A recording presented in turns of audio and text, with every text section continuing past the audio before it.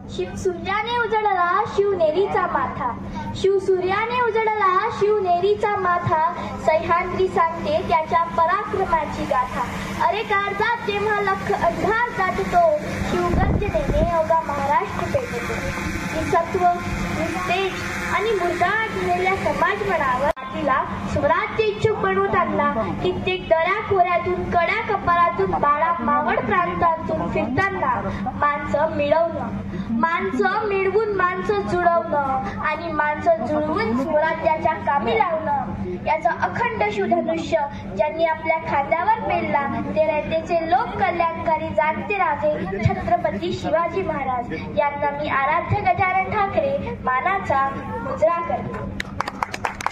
जगाच्या पाठीवरती कित्येक राजे होऊन गेले, पण शून्यातून आपलं रयतेचं लोक कल्याणकारी राज्य स्थापन करताना आपल्या हाडाचं काळं आणि रक्ताचं पाणी करणारा एकमेव राजा म्हणजे छत्रपती शिवाजी महाराज होय. लाख मेले तरी चालतील, पण लाखांचा पोशिंदा जगला पाहिजे असा एक ना अनेक विचार मनात घेऊन यसाजी, बाजी, संताजी, तानाजी सारखे कित्येक मावळे धारातीर्थी पडले. असाच शिवरायांचा एक मावळा होता. पन्हाळ्याच्या पायथ्याशी नेबापूर नावाचं एक गाव आहे. ते नेबापूर नावाच्या गावात एक शिवरायांचा मावळा होता. त्याचं नाव होतं शिवा. काय होतं? शिवा काशीद. नावातच शिवा. बोलणार महाराजांसारखा, चालणार महाराजांसारखा, केस महाराजांसारखे, दाढी महाराजांसारखी व डोक्यात फक्त एकच विचार, जगायचं तर महाराजांसारखं, नाही तर नाही जगायचं. शिवा फक्त दाढी वाढवूनच थांबला नाही, तर त्याने महाराजांसारखे विचार सुद्धा वाढवले. झालं ना? फेब्रुवारीच्या महिन्यात सिद्धीने म्हणजेच सिद्धी जोहरनी पन्हाळ्याला वेढा टाकला.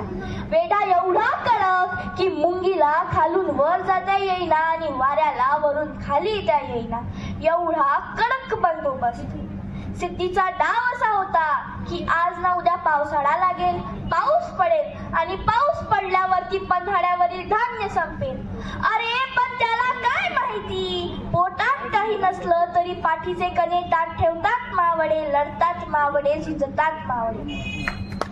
आणि तसंच झालं. पन्हाळ्यावरील धान्य संपलं. पण राजाला वाटलं राजा कैद असावा आणि प्रजेलाही जोखमीत टाकावं. महाराज 9 ते 10 महिने पन्हाळ्यावरती कैद होते. या जगातील सर्वात पहिलं लॉकडाऊन तुम्ही आम्ही अनुभवलं नाही, तर ते 350 वर्षापूर्वी माझ्या राजाला अनुभवलं. तुमच्या माझ्या आधी सगळं काही सहन केलं माझ्या राजानं. झालं. महाराजांनी शिवा काशीदला बोलावणं धाडलं. शिवा आला. राज बोलावणं धाडलं जी? होय शिवा, आम्ही ऐकून आहोत की तू आमच्या सारखाच दिसतोस. होय राज, मग मला बघायचं आहे. शिवा गेला, महाराजांसारखा जिरा टोप घातला, महाराजांसारखा पोशाख घातला आणि मिशीला पीठ देतच बाहेर आला. दिसतोय की नाही राजा तुमच्यासारखा? होय शिवा, तू तर माझ्यासारखाच दिसतोय. मग मी त्या सिद्धीलाही ओळखायला यायचा नाही वय? शिवा, तुला कसं कळलं रे की मी तुला त्या सिद्धीच्या भेटीला पाठवणार आहे ते? इतके दिवस झाले राजा तुम्हाला बघतोय, मग आम्हाला कळणार नाही वय नेमकं काय करायचं ते? डोक्यात विचार नाही आपण गेल्यावर आपल्या बायका पोरांचं काय होईल, तर डोक्यात फक्त एकच विचार, आपला राजा जगला पाहिजे, जगाचा पोशिंदा जगला पाहिजे. द्या की राजविडा, जातो की त्या सिद्धीला भेटायला. द्या की राजविडा, जातो की त्या सिद्धीला भेटायला. झालं. प्लॅन तयार झाला. एका पालखीत बसला शिवा काशीद व एका पालखीत बसले छत्रपती शिवाजी महाराज. महाराजांच्या पालखीचे नेतृत्व करत होते बाजीप्रभू देशपांडे व बादल सेना. जाताना महाराजांनी शिवा काशीदला मिठी मारली. महाराजांच्या डोळ्यातून अश्रूचा थेंब पडला. जगाच्या पाठीवरती आपल्या सैनिकांसाठी रडणारा राजा म्हणजे फक्त छत्रपती शिवाजी महाराज होते. झालं. महाराज जाताना शिवा काशीदला म्हणाले, ए शिवा, शिवा चल ना रे, शिवा चल ना रे, आपण दोघे लढू शिवा, शिवा चल ना रे. शिवा म्हणाला, नाही राज, तुम्ही जावा, या रयतेला आमच्यापेक्षा तुमची गरज अधिक आहे राज, तुम्ही जावा. शिवा बाजी प्रभूंना म्हणाला, बाजी काका, माझ्या राजाला सुखरूप गडावरती पोहोचवा. झालं. शिवा काशीत सिद्धी जोहरच्या भेटीला गेला. सिद्धी जोहर शिवा काशीतला म्हणाला, तुम्ही जिंकलेले सर्व किल्ले मला द्या, मी तुम्हाला सेनापती करतो. हा सगळा संवाद चालू असताना एक सरदार हा संवाद ऐकत होता. तो सरदार ओरडला, हुजूर हुजूर, ये सिवा नहीं हो सकता. क्या बकते हो, क्यों नहीं हो सकता? मैंने देखा था सिवा को मेरे अब्बा जान के साथ. तो सरदार म्हणजे अफजल खानाचा मुलगा फाजल खान. सच बता नहीं तो बेमौत मारा जाएगा. शिवा म्हणाला, होय, मीच आहे शिवा. जन्माला जरी शिवा काशीत म्हणून आलो असलो तरी मरताना छत्रपती शिवाजी महाराज म्हणून मरतोय. हे ऐकताच सिद्धी जोहरने आपली तलवार काढली व शिवाच्या मानेवरती सपकन वार केला.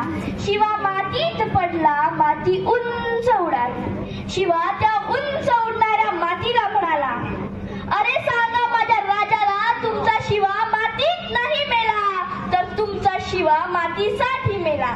मातीत मरणारे कैक असतात, पण मातीसाठी लढणारे फक्त शिवरायांचे मावळे असतात, हे सांगून गेला. सह्याद्रीच्या कडे कपारी सूर घुमतो वारंवार. सह्याद्रीच्या कडे कपारी सूर घुमतो वारंवार.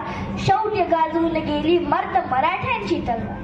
ढाली, लढाई, तलवारी या सगळ्यांच्या पलीकडे जाऊन छत्रपती शिवाजी महाराज हे एक उत्कृष्ट राजे होते. नेताजी सुभाषचंद्र बोस, भगतसिंग हे सगळे सांगतात, आम्हाला स्वतंत्र आंदोलनाची प्रेरणा जर कुठून मिळाली असेल तर ती फक्त छत्रपती शिवाजी महाराज यांच्या स्वराज्यातूनच मिळाली आहे. जगप्रसिद्ध इतिहासकार टायबन म्हणतो, जर छत्रपती शिवाजी महाराज आमच्या देशात जन्माला आले असते तर त्यांच्या स्मृतीचा अक्षय ठेवा आम्ही आमच्या डोक्यावर घेऊन नाचलो असतो. डॉक्टर बाबासाहेब आंबेडकर म्हणतात, मला संविधान लिहिताना जास्त कष्ट घ्यावे लागले नाही, कारण माझ्या डोळ्यासमोर छत्रपती शिवाजी महाराज यांचे स्वराज्य उभे होते. जगद्गुरु तुकोबाराय म्हणतात, शिव तुझे नाव ठेविले पवित्र, छत्रपती सूत्र विश्वासी असे. ही छत्रपती या नावाची किमया आहे, ही छत्रपती या नावाची जादू आहे. आज मला इथे शिवरायांवर कवी राजभूषण यांनी ब्रिज भाषेतील लिहिलेली पहिली कविता म्हणण्याचा मोह टाळता येत नाही. इंद्रजमी जंब पर वाडव सुअंब पर रावण सा दंब पर रघुकुल राज है. पौन बारी बाह पर संबुरती नाह पर जो सहस बाह पर राम द्विजराज है. राम द्विजराज है. डावडुम दंड पर चीता मृग झुंड पर भूषण विटुंड पर जैसे मृगराज है. तेजतम अंश पर कानाची मी कंस पर जो मलिच्छ बंश पर शेर शिवराज है. शेर शिवराज है.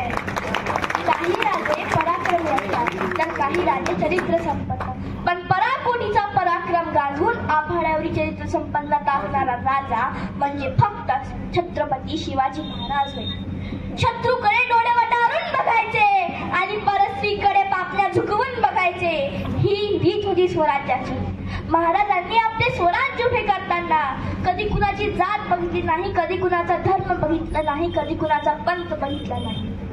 महाराजांनी बघितले तर ते फक्त इथल्या माणसांमधील कर्तृत्व.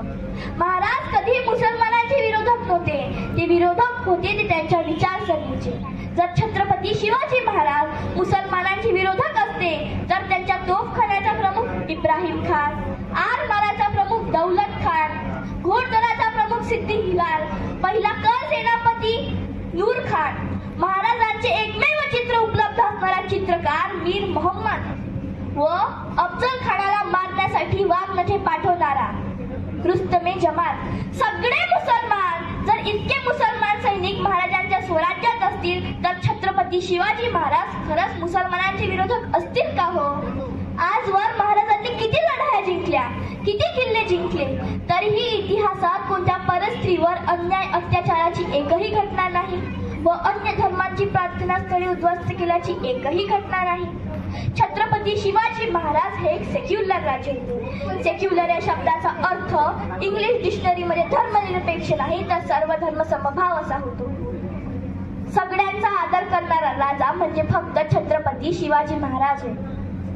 अरे हजार असतील धर्म, लाख असतील जाती, हजार असतील धर्म, लाख असतील जाती, या सर्वांना एकत्र गुंफणारा एकच राजा, शिवछत्रपती, शिवछत्रपती. आज मला इथे एक गोष्ट प्रकर्षाने सांगावीशी वाटते. महाराजांनी आजवर किती गड किल्ले बांधले आणि ते गड किल्ले आजही एकदम सुस्थितीत उभे आहेत. अरे अभिमान वाटतो त्या गड किल्ल्यांना बघून, अभिमान वाटतो त्या गड किल्ल्यांना बघून की 350 वर्षानंतरही ते गड किल्ले एकदम साबूत परिस्थितीत आहेत. पण आजच्या प्रगत तंत्रज्ञानाच्या काळात आमच्या इथे सिंधुदुर्गावर महाराजांचं एक स्मारक उभारलं आणि ते स्मारक 1 वर्षाच्या आत कोसळलं. अरे लाज वाटली पाहिजे सांगताना की आम्ही प्रगत तंत्रज्ञानाच्या काळात जगतो. नका बांधू अशी महाराजांची स्मारके, नका बांधू अशी महाराजांची स्मारके, कारण माझ्या महाराजांची उंची तुमच्या प्रगत तंत्रज्ञानापेक्षा कितीतरी उंच आहे. जर तुम्हाला माहित नसेल तर तुम्ही गुगलवर टाकून बघा who is the father of Indian navy, तर तुम्हाला एकच उत्तर मिळेल, छत्रपती शिवाजी महाराज. आणि जर तुम्हाला काही करायचंच असेल ना तर एकच करा, छत्रपती शिवाजी महाराजांनी जे बांधलेले गड किल्ले आहे त्यांचं जतन व संवर्धन करा, कारण हेच गड किल्ले आपल्या पुढच्या पिढीला महाराजांचा इतिहास ओढून ओढून सांगतील. जाताना फक्त एवढंच सांगतील ना जमिनीच्या तुकड्यासाठी, ना सोन्याच्या सिंहासनासाठी, ना जमिनीच्या तुकड्यासाठी, ना सोन्याच्या सिंहासनासाठी महाराज लढले, ते फक्त रयतेच्या सुखासाठी, ते फक्त रयतेच्या सुखासाठी.